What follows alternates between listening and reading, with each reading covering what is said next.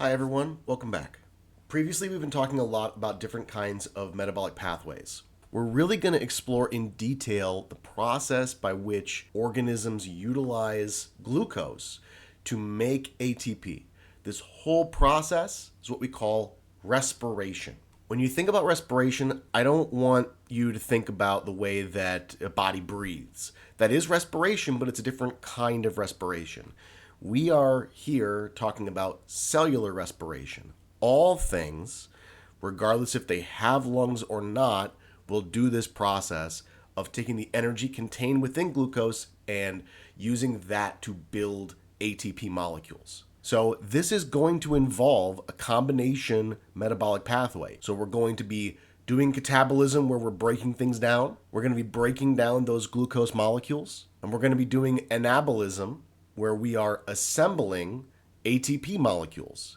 And there's going to be a lot of steps in between. Today, we're going to talk about the many steps that are involved in this process, namely aerobic and anaerobic respiration pathways, as in respiration pathways that use oxygen and respiration pathways that do not use oxygen. As we go through this unit, I want you to keep in mind what I am going to be evaluating you on.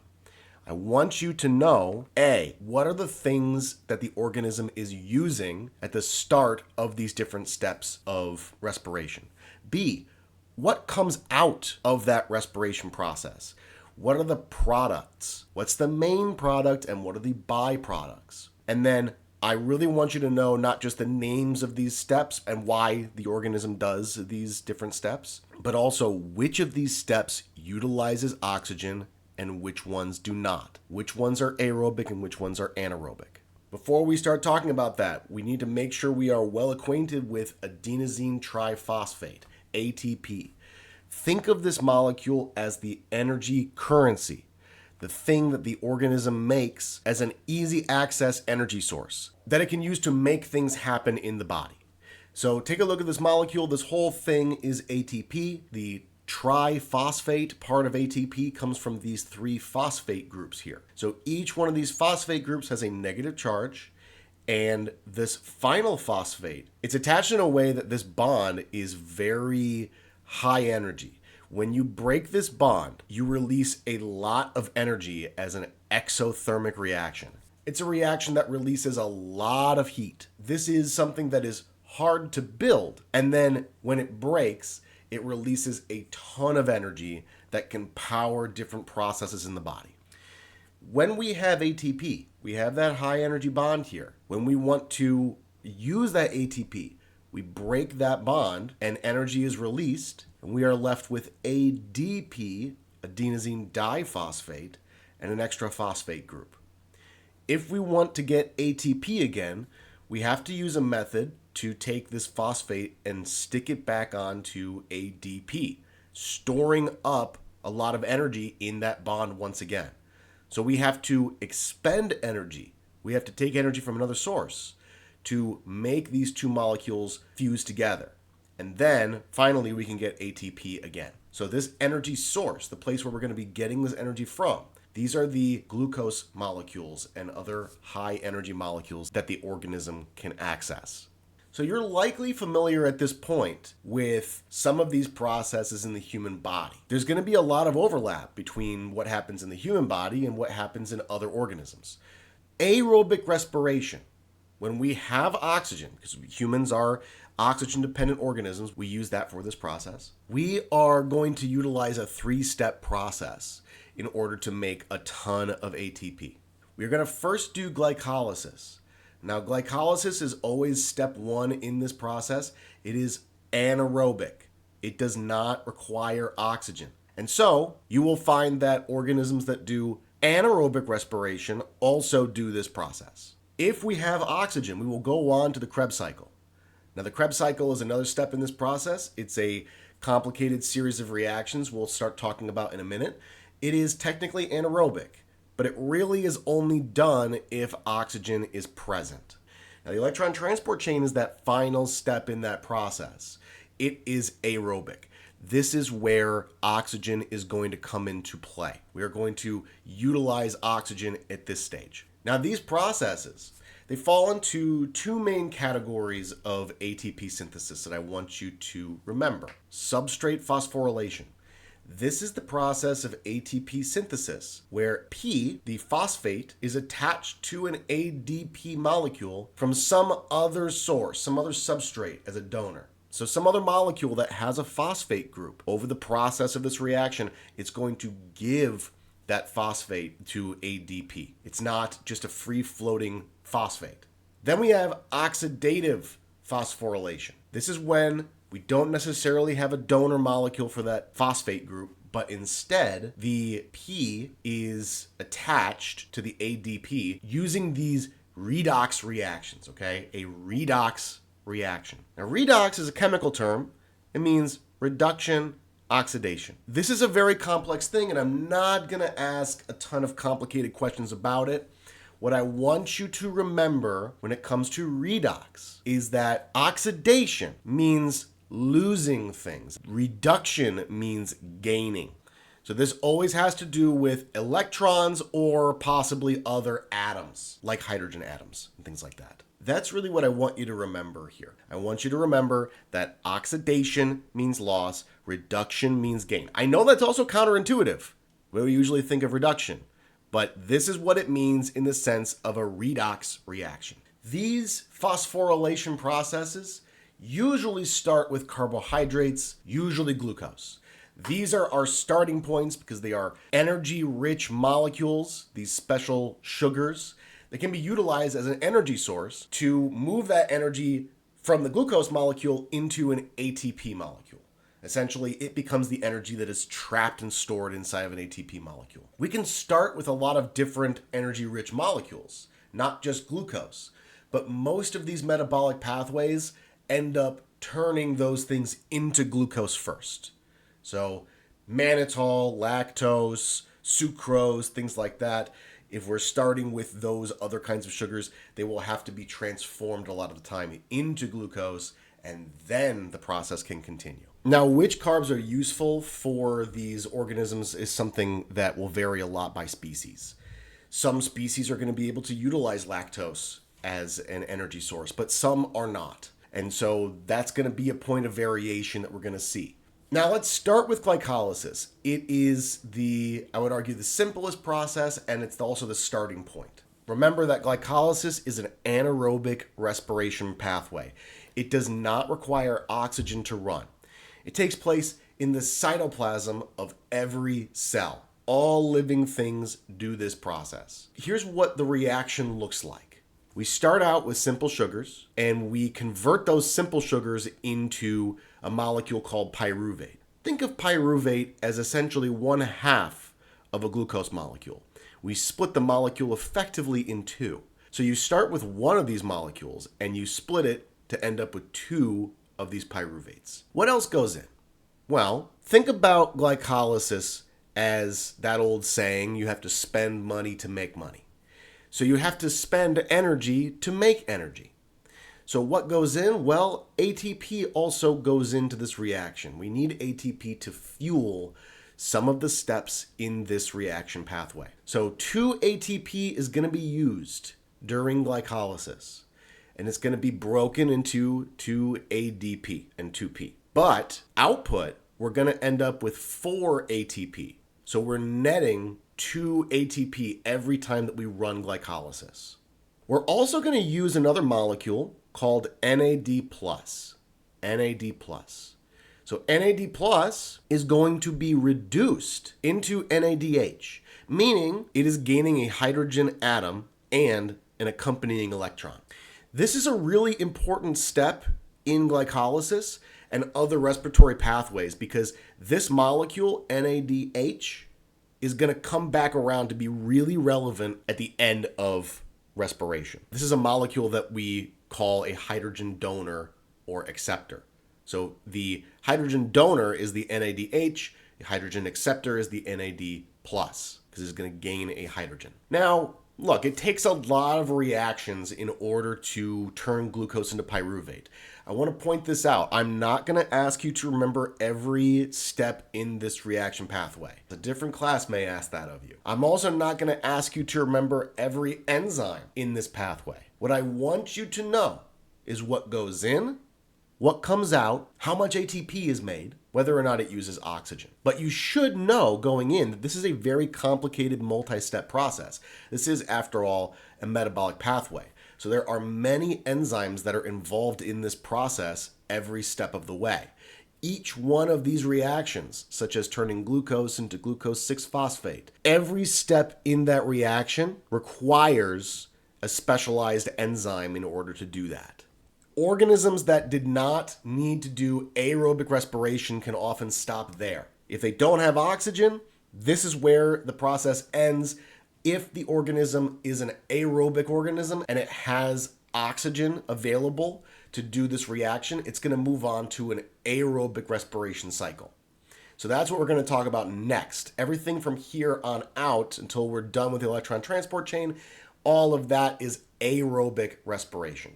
If there is oxygen available, we're going to move on to the Krebs cycle next. The Krebs cycle.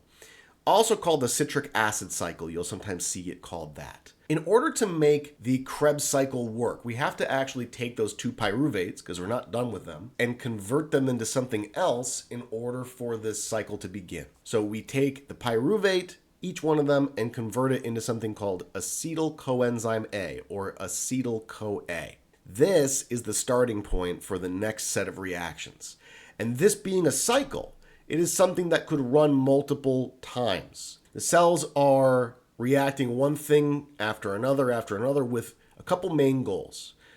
The first goal is obviously to make ATP. There is a small amount of ATP that is also made during this process. But the other part of this process is to generate more of these hydrogen donor molecules, NADH, and another one called FADH2.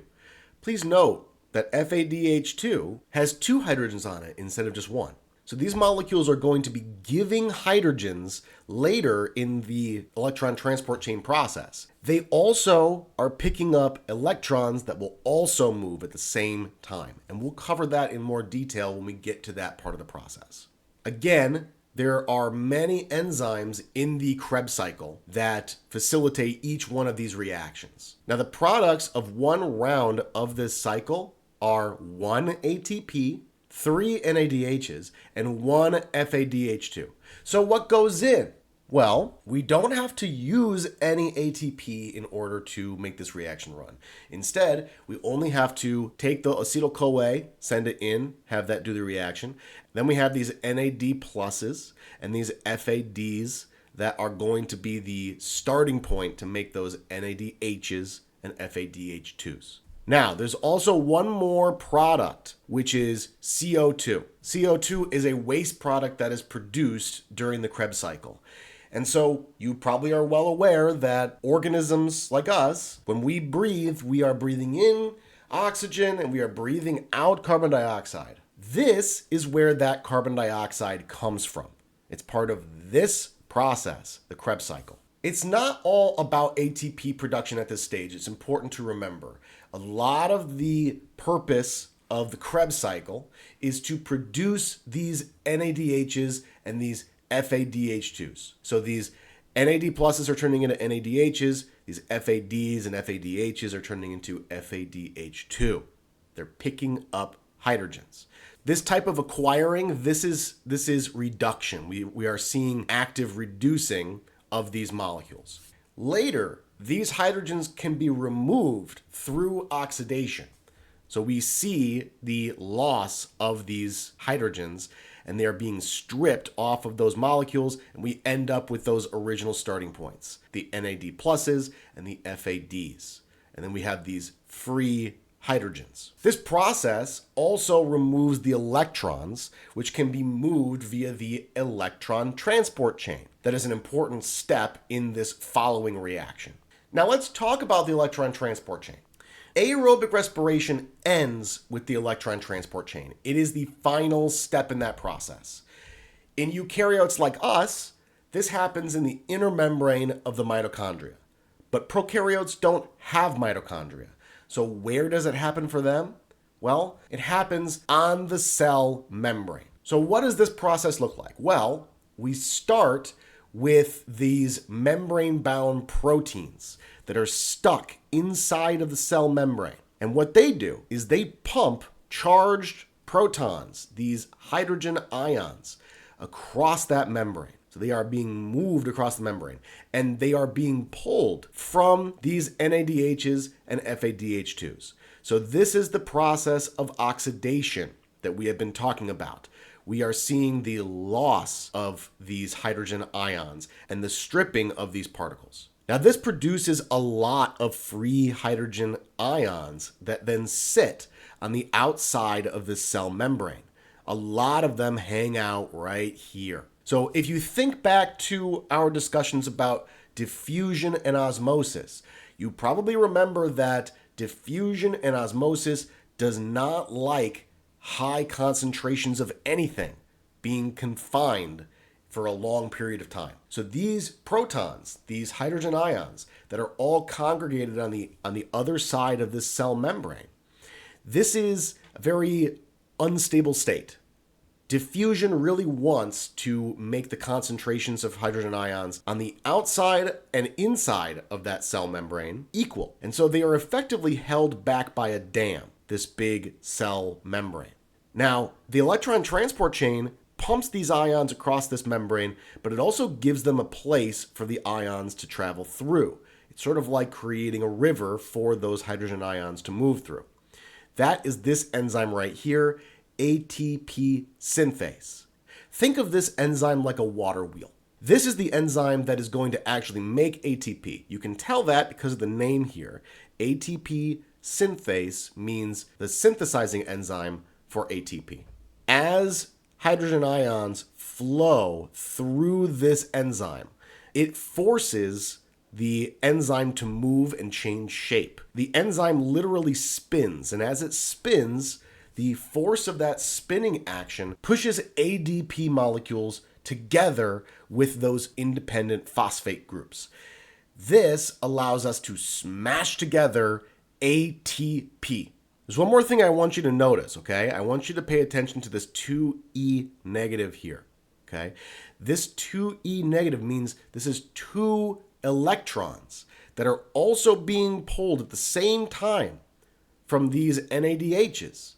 It's being stripped as these hydrogen ions are moved. And now, this being the electron transport chain, these electrons are going to move, boom, boom, boom, boom, boom, boom, boom, across these different enzymes, these special proteins that are embedded in the cell membrane. And once they get to this final enzyme, the cytochrome oxidase complex, we're going to see those electrons and those hydrogens come together with oxygen to produce water. We're going to need those extra electrons to produce a stable water molecule.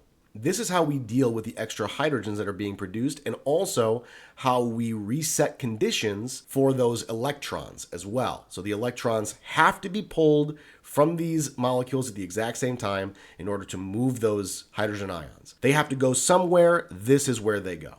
So remember that this process of electron transport chain is a process where the cell is essentially making diffusion work for it. Diffusion wants to make concentrations outside the cell and inside the cell equal. It wants to achieve equilibrium. And while some molecules can move between the phospholipids of the cell membrane, charged particles like protons, hydrogen ions, they cannot move through that space. They get stuck and they're unable to pass through that space. So this is where the special enzymes that are embedded in the cell wall come into play. We have special ion pumps that will actually push these ions across the cell membrane so that they accrue in really high concentrations on one side and very low concentrations on the other side. Then we have ATP synthase that becomes the path that allows these things to travel through. Now remember, the donors for those hydrogen ions, they were produced during glycolysis and the Krebs cycle. So this is another purpose of glycolysis and the Krebs cycle. We are producing those hydrogen donor molecules so that they can be oxidized and have those hydrogens pulled off of them to move them across the cell membrane. Then we have that molecule ATP synthase, that all-important water wheel molecule. So this is the molecule that is actually going to be utilizing the force of diffusion to push these ADPs together with Ps. Think about the way that a water wheel works. As water travels through the river, it pushes the paddles on the water wheel. The water wheel spins. Most of what we have used water wheels to do in the past is to grind grain. So we use that power that is generated from the water wheel to do some kind of work. This is the exact same process, except that instead of water, we are using hydrogen ions. They flow like water through this narrow passage. This is what this process looks like, okay? Here we have a couple familiar sites. So up here on top, this is actually the inside of the cell. Down here at the bottom is the outside of the cell. So you can see that these different embedded enzymes, these are moving hydrogen ions across the cell membrane. They can only flow back across the cell membrane back into the cell in one specific place, and that is here, this weird looking enzyme here. This is ATP synthase. So only here is where the river allows them to flow through, and this is where the water wheel exists. You can see the active turning motion as ions pass across this barrier. It's important to remember that there are many, many, many sets of these enzymes that litter the cell membrane. Anywhere in a prokaryotic cell where there is cell membrane, you are seeing this process take place. Now, this process, the act of the electron transport chain, this oxidative phosphorylation of glucose, is very productive. All of it together will produce upwards of 38 ATP per run. However, it's important to remember this process requires oxygen for many organisms. There are versions of the electron transport chain that do not use oxygen, but most organisms that do the electron transport chain require oxygen to do this process. So while aerobes will do all three of these processes, many anaerobes will only perform glycolysis. They will only do glycolysis over and over and over and over again. So this is very much the case for obligate aerobes and obligate anaerobes. Facultative anaerobes actually have the ability to switch tactics when oxygen is really scarce. So we have some organisms that will demonstrate they don't really have a high preference. They will be able to survive just fine in either condition. So E. coli is a really good example of this. It's an organism that is facultative anaerobe. When it is in anaerobic conditions, it mainly survives off of glycolysis.